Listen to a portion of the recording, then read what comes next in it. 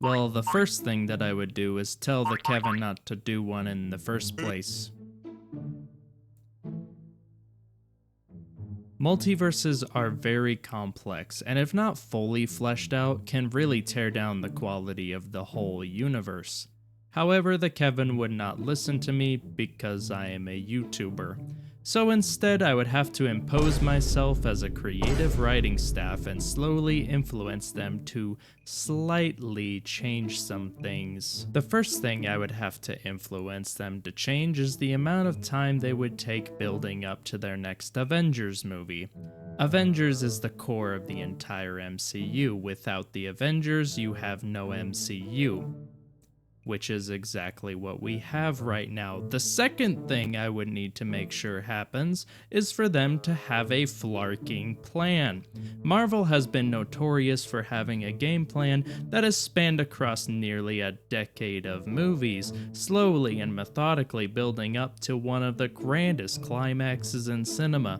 Similarly, we must have this type of build-up. The amount of time between Iron Man and the first Avengers movie, The Avengers, is 4 years. I think we should do something similar here. With a couple projects a year, we should have plenty of time to build up to a big multiverse movie, so let's work on that. According to Wikipedia, which is 100% accurate, the concluding movie of Phase 4 of the MCU is Black Panther: Wakanda Forever. And I think that movie is cool and all, but we really need to have some better build up here. Phase 4 is an interesting stage for all of our characters. We're lamenting the loss of our fallen heroes, but we're also finding out that there are more threats to encounter. The end of this phase should really be about those threats that are up and coming. This is stupid. This is a stupid way to read this script. For Phase 4, I would tell the Kevin that we really need to focus on concluding our main cast stories. Movies like Guardians of the Galaxy 3 and Spider-Man: No Way Home should be the frontrunners for all of this. Thor: Love and Thunder, Captain America: Brave New World, and Black Panther: Wakanda Forever would also be frontrunners.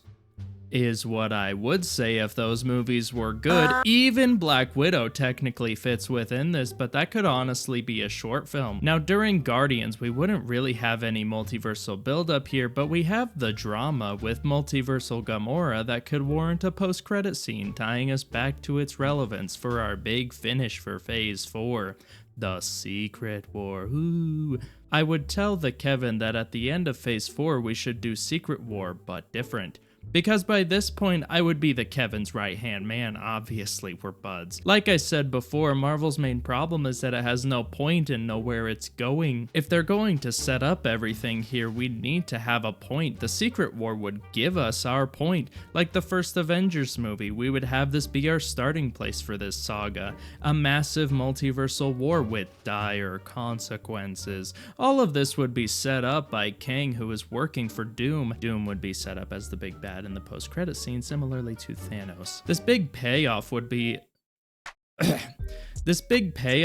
set up by every multiversal project, which would be pushed to Phase 4. So here's our list now. Things I would put into Phase 4. Far From Home, Black Widow, Guardians 3, Black Panther: Wakanda Forever, No Way Home, Doctor Strange 2, Captain America: Brave New World with obvious revisions, and Loki.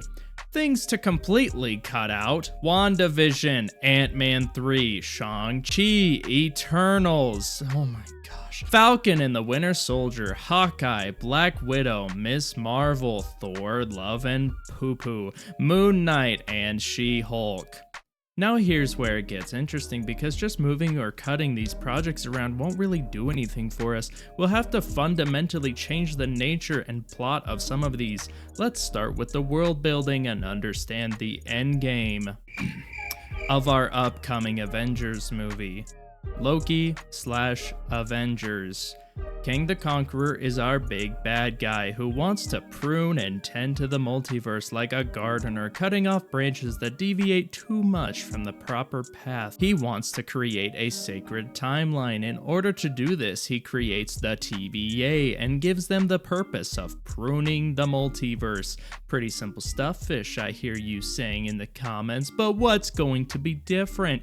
Well, everything flarking else. Kang hasn't mastered this sacred timeline yet, and Loki gets thrown into the mix before it all happens, learning about the plotted secret war and trying everything he can to stop it, and much like the ending of the original Loki, fails to do so. Ideally, this would also come out right before our Avengers movie and give us a proper setup for what would be a very intense battle for survival across entire universes. It also doesn't destroy everything that came before it by implying that the only reason the Avengers defeated Thanos was because Kang wanted them to do so. It doesn't destroy the tension those movies had, and you can still rewatch them with fondness. Doctor Strange 2. So now that we have that out of the way, let's go after another movie that should be completely redone. Doctor Strange in the Multiverse of Midness. You know, I don't think I was more disappointed in a movie until this one came out. What a classic case of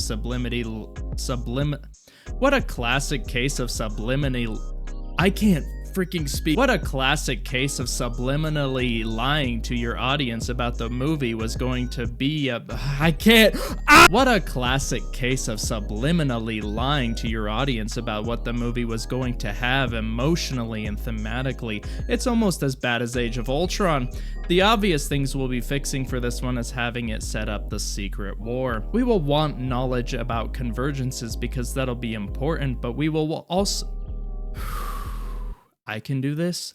I can read what I wrote down. We will want knowledge about convergences because that'll be important, but we will also want scenes that showcase exactly what the secret war will be, a fight for survival. I'm personally not a big fan of how they treated Wanda in recent years, and I think there could be a very easy way to fix it. Make the plot of Multiverse of Madness very similar, but use a different Wanda. The Scarlet Witch is a villain or anti-hero in most iterations of her story, but she has been very, very far from that iteration since the movies began. She's been a hero that started in terrible circumstances but rose above them with the help of her friends, the Avengers. Even if she loses everyone, she has a straight moral compass and wants to do the right thing. She's mature and smart despite the fact that she's been hurt so many times over. Not only should we not have her regress into a villain, but we never should pretend that she is justified in doing so. Anyways, in our new plot, we're going to have a variant of Wanda try to accomplish the same exact thing, get her boys back. We'll set up the idea that our Wanda could have had children if Vision was still around, and that maybe in the multiverse she could have a simple and happy life with them, but our message for her story is to find peace where she is, not where she wants to be. To foil it, we're going to have Doctor Strange be forced to see a darker side of himself, but a bad Doctor Strange helping a bad Scarlet Witch. Both of them fighting, and Doctor Strange has to come to grips with the darker side of himself that he may not be willing to acknowledge at the start of the film, his shadow if you will. Oh, I hear you typing away in the comments. Oh, you silly fish, that's already in the movie. Oh, you silly viewer, you may not understand what I mean. Let me break it down for you. You see, at the end of this movie, as good Doctor Strange conquers bad Doctor Strange, we're going to have one last little moment between. Why am I doing to Jordan Peterson? You see, at the end of this movie, as good Doctor Strange conquers bad Doctor Strange, we're going to have one last little moment between the two. The bad Doctor Strange is going to plead with the good Doctor Strange to not kill him. The good Doctor Strange doesn't want to kill them. The bad Doctor Strange will then explain that he was promised that he would be the most powerful Doctor Strange ever if he could kill the good Doctor Strange. The good Doctor Strange is then obviously very concerned by hearing this and asks, well, who promised you that? To which the bad Doctor Strange dies immediately and painfully. Sleeper Agent style, but with with more or less magic. This again sets up that there is something bigger coming this way, a secret war where variants will be forced to fight and kill each other. The cherry on top will be the realization that the quote-unquote good Doctor Strange is just as quote-unquote bad as this variant, because both were simply fighting for their own survival. In this version, there's no America Chavez, and therefore time to actually explore Doctor Strange as a character, and ideally less time for Wanda because she's already very fleshed out with the screen time she has had. The movie ends with Doctor Strange telling Wanda that she won't be able to tell anybody this because even if she does, no one will believe her and just think she's even crazier than she is. But despite all that, she'll be able to confide in Doctor Strange. It's their little secret. War. Everything else. Luckily, not everything will need huge revisions like this. Spider-Man No Way Home won't need large revisions, and its predecessor is fine. Except for Skrull Fury, that stuff is freaking stupid. Captain America would also do well with some revisions, but if I go into that, we'll be here all day. The short of it is to take good elements from Falcon and the Winter Soldier and Brave New World and make something good. That's honestly my best advice to Marvel at this point. Just make something freaking good! Secret War. After I've smooth talked my way into convincing the Kevin to make these changes, they would certainly try to stop me by asking, "But Fish, there are so many other projects we want to do in a year. We have the series we would like to release." To which I would respond, "Oh dear, the Marvel, you didn't let me finish." Because now we've arrived at the Secret War, the pinnacle of what this phase has been setting us up for, the thing that will set up the MCU for years worth of content, the thing that will change the MCU forever. This is our top priority. The Secret War will have some very simple but crucial rules. All multiverses collide. One comes out on top. That one just so happens to be the one found in the MCU. All variants will fight each other until one variant comes out on top and will remain in the sacred timeline.